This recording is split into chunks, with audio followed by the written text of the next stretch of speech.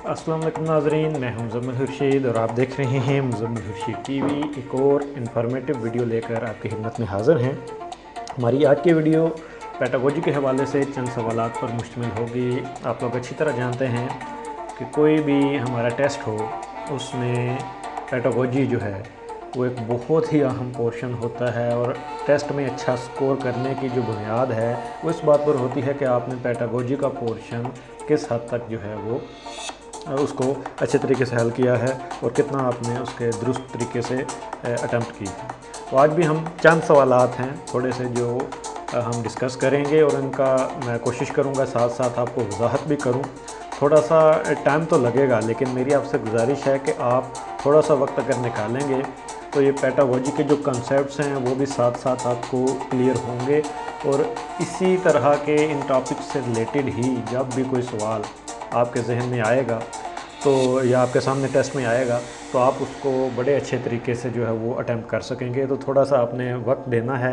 हम कोशिश करेंगे हर सवाल पर उसका जवाब भी देखें और जहाँ मुमकिन हो उसकी वजाहत की ज़रूरत हो तो वो वजाहत भी आपसे जो है वो की जाएगी। और इंशाल्लाह ये जो सिलसिला है पेडागोजी के हवाले से सवालात का जो MCQs हैं ये इंशाल्लाह आगे भी हम शेयर करते हैं। 2 मेरी वीडियोस पहले भी मौजूद हैं, आप वो भी देख सकते हैं चैनल पर विज़िट करके। उसका लिंक भी मैं अपने डिस्क्रिप्शन में दे दूँगा। तो चलिए हम आज का अपना शुरू करते हैं। अगला जो सवाल है वो है the law of effect can be effectively used in. तालीम व ताल्लुम में एक लॉ ऑफ इफ़ेक्ट असर का कानून होता है, उसको हम मौसर तौर पर कहाँ इस्तेमाल कर सकते हैं कि जहाँ पर इसका ज़्यादा हमें फ़ायदा होगा। तो उसका करेक्ट आंसर है क्लासरूम मैनेजमेंट। कमरा जमात का जो इंतज़ाम व इसराम में जो चीज़ें आती हैं वहाँ पर हम लॉ ऑफ इफ़ेक्ट जो है वो बड़े अच्छे तरीके से मैनेज जो वो करते हैं। अगला सवाल है as people gets older the ability of applying or maintain attention. उसमें क्या असर होता है? सवाल असर में यह है कि वो मजबूत होती है, कमज़ोर होती है, बरकरार रहती है, कोई असर नहीं पड़ता। तो ये आप देख लें कि आप अगर कुछ अरसे के लिए एक स्किल को छोड़ दें, चाहे वो आपको काम मसलन फ़र्ज़ करें आप कंप्यूटर पर काम करना आपको आता है, अपनी स्किल है, लेकिन आप छोड़ दें 2-3 साल आप छोड़ रखें तो आपको जो बुनियादी उसके कंसेप्ट हैं वही नहीं आप कर सकेंगे। उसमें गहराई में जाना तो दूर की बात है। आप गेम कोई खेलते हैं, क्रिकेट खेलते हैं, फुटबॉल है, हॉकी है, तो अगर आप वो छोड़ दें कुछ अरसे के लिए तो आपकी वो जो प्लेइंग स्किल है वो भी मुतासर हो सकती है। तो उसका ऑब्वियस जवाब यही है करेक्ट आंसर कि डिक्रीज़ जो अप्लाई और मेंटेन अटेंशन मेंटेन करने की सलाहियत होती है लोगों की वो कम हो जाती है वक्त के साथ साथ। आगे है every system of education is based on. दुनिया में जितनी भी अक़वाम हैं उनका जो तालीमी निज़ाम है उसके इन्हिसार किस पर होते हैं? तो ये है आइडियोलॉजी ऑफ नेशन। उस कौम का जो नज़रिया है, किस नज़रिए पर वो कायम हुआ है, वो मुल्क, वो कौम इकट्ठी हुई है, उसकी बुनियाद पर होता है। वो मज़हब हो सकता है, वो ज़ुबान हो सकती है, वो कोई भी ऐसा सोशल जो है वो इंडिकेटर हो सकता है। अगला है द कॉग्निटिव डोमेन इन्वॉल्व्स। अब जानते हैं कि जो कॉग्निटिव डोमेन है जहनी, इसकी इस्तेदाद हमारी जो है उसको चेक करने के लिए होती है। हमारी जो जहनी सलाहियतें हैं, सोचने और समझने से जिसका ताल्लुक़ होता है वो कॉग्निटिव डोमेन होती है, जहनी जो हमारी चीज़ें होती हैं। तो इसका करेक्ट आंसर है नॉलेज। नॉलेज हम कहते हैं कि बुनियादी जो चीज़ों का यस और नो में जो जवाब हमें पता होता है, किसी वाक़े की तारीख़ हो गई, सन हो गई, इस तरह के जो डेफिनेशंस हो गई मुख्तलिफ, ये सारी नॉलेज में आती हैं और ये कॉग्निटिव डोमेन का। आगे है the philosopher who for the first time taught logic as a formal discipline was. वो कौन सा फ़लसफ़ी था जिसने मंतक को बतौर मज़मून, एक रवायती मज़मून के तौर पर पढ़ाना जो है वो शुरू किया था? तो ये बड़े मशहूर यूनानी फ़लसफ़ी हैं अरिस्टोटल, अरस्तु के नाम से जिनको हम जानते हैं। तो वो पहले फ़िलासफ़र थे जिन्होंने मंतक को मज़मून के तौर पर पढ़ाया। अगला सवाल है जी the longer particular ability is unused dash it becomes. तो ज़ाहिर है ये पहले भी डिस्कस हो चुका है कि अगर हम अपनी कोई सलाहियत हम में मौजूद है, हम उसको इस्तेमाल नहीं करते तो वक्त गुजरने के साथ साथ वो वीक हो जाती है, कमज़ोर हो जाती है, हम उतने माहिर उस एबिलिटी में नहीं रहते। अगला सवाल है when a teacher enters his class on the first day.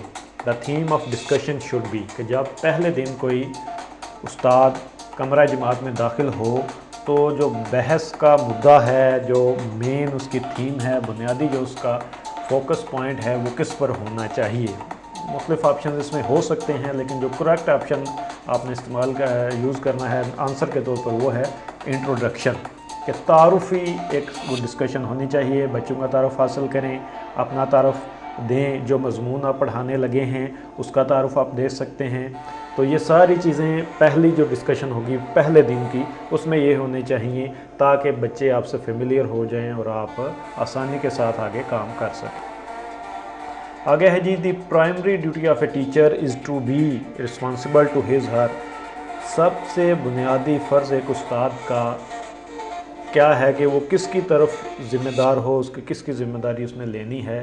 तो ज़ाहिर है उस्ताद ने बच्चों को पढ़ाना है तो उसके स्टूडेंट्स ही उसकी प्राइम जो रिस्पॉन्सिबिलिटी जो है वो होंगे।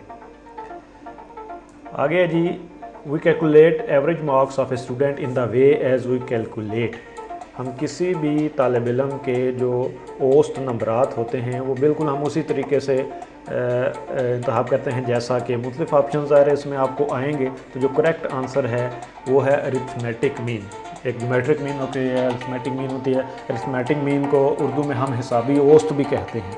तो औसत का मतलब यही होता है कि आप जितनी एक से ज़्यादा अगर वैल्यू दो या दो से ज़्यादा वैल्यूज़ हैं तो हम सबको जमा करते हैं, जितनी नंबर ऑफ़ वो क्वांटिटीज़ हैं उतने पर आप उसको डिवाइड कर देते हैं, तो अरिथमेटिक मीन या एवरेज उस चीज़ की आ जाती है। आगे है anything that causes a reaction is called. हर वो चीज़ जो किसी रद्द अमल की वजह बनती है, जिसकी वजह से इंसान कोई काम करना जो है वो शुरू कर देता है, वो बुनियादी वजह बनती है इंसान के काम करने की, उसको हम क्या कहते हैं, एक टेक्निकल टर्म उसके लिए इस्तेमाल की जाती है। उस चीज़ को कहा जाता है स्टिमुलस, कि जो एक पैदा करता है, आप समझते हैं कि इर्ताश पैदा करता है, जिस तरह ठहरे हुए पानी में पत्थर इर्ताश पैदा करता है, इस तरह वो चीज़ भी हमें काम पर मजबूर करती है। अगला सवाल है, according to the law of effect, if a stimulus results in a negative outcome the S R bound is.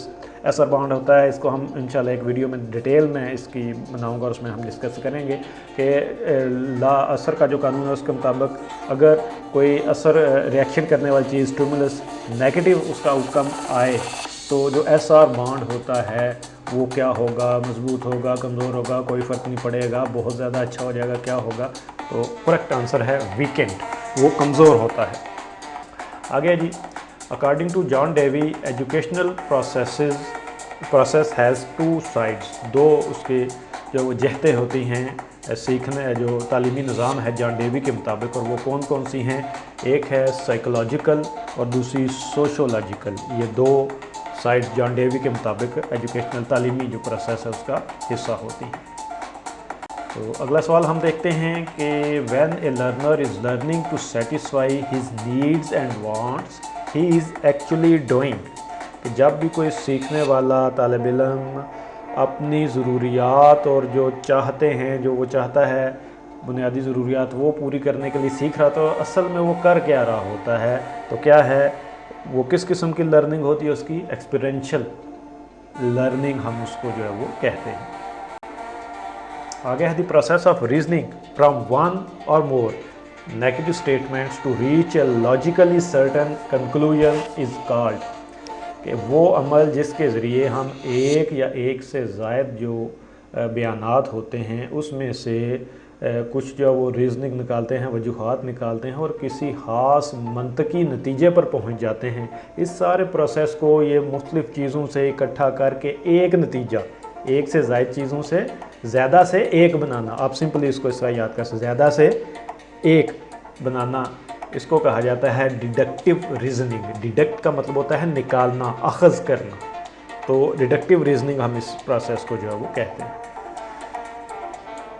When the teacher checks the students' work using multiple sources of information, the task is called। कि जब भी कोई उस्ताद किसी तलबा की जो काम है वो मुख्तलिफ जो मालूमात के ज़राए हैं उनको इस्तेमाल करते हुए उनको चेक करता है, तो इस काम को, इस टास्क को हम क्या कहते हैं। तो करेक्ट आंसर है क्रॉस चेकिंग। बहुत ज़्यादा ये लफ्ज़ इस्तेमाल होता है कि जब एक से ज़्यादा ज़रिए से आप मालूमात लेते हैं किसी चीज़ को सही या गलत उसका देखने के लिए, तो उसको हम कहते हैं कि क्रॉस चेक करें जी इसको। उसका मतलब क्या होता है कि ये तो मालूमात आपको मिल गई, अब किसी और ज़रिए से भी मालूमात लें और देखें कि क्या चीज़ ये सच है, झूठ है, राइट है या रॉन्ग है। इसको कहते हैं क्रॉस चेकिंग। अगला है when students begin learning with an activity designed to learn them to particular concept or conclusions the method of teaching is called. कि वो तरीका तदरीस जिसमें बच्चों को हम लर्निंग किसी सरगर्मी से आगाज़ करते हैं उनके सीखने का, और वो ख़ास तौर पर इस लिए डिज़ाइन की गई होती है कि बच्चे किसी ख़ास कंसेप्ट या किसी नतीजे को जो है वो तक पहुंच जाएं।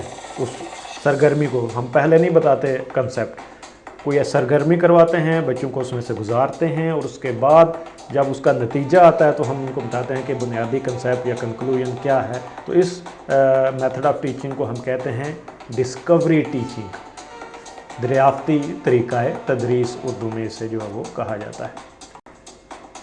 आगे है an assessment use to identify difficulties in the learning process is called.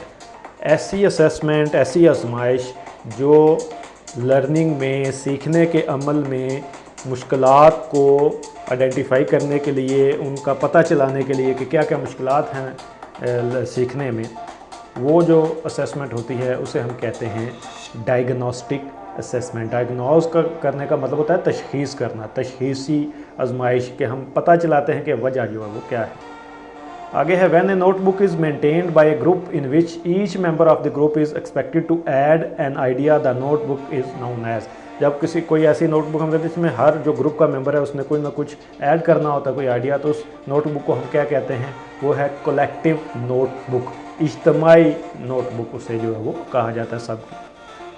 आगे है an assessment is dash if it consistently achieve the same result with the same और सिमिलर स्टूडेंट्स।